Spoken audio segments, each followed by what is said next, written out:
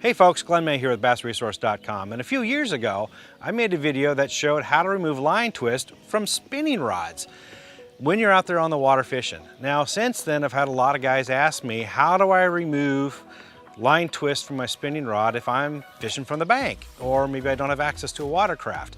Well, that's what this video is about. It's actually really super simple and easy and quick, so let me run you through it real quick here. First of all, cut off some line from your rod and tie it onto something. In this case, it's a barbecue here in the park that I'm fishing.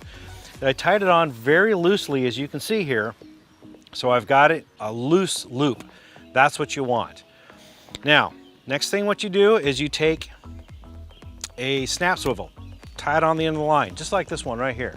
Just a little snap swivel, doesn't matter what size, so don't get hung up on that one. I don't even know what size this is, but one with a good ball bearing on it. I like the ones that have sample swivels on it.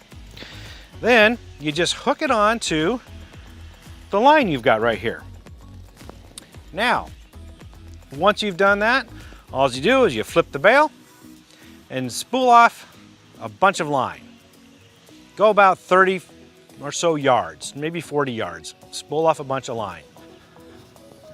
Okay, now that you've done that, all you do is you flip the bail, tighten up on that line, and point it right back to where you had it tied onto. In this case, it's a barbecue grill, but it could also be maybe a chain link fence, or maybe your side mirror on your car, what have you.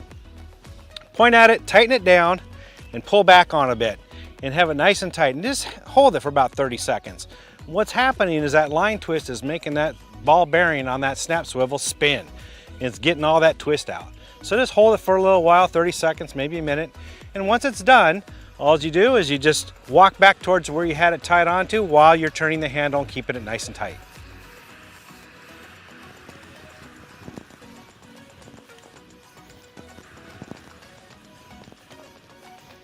And that's it.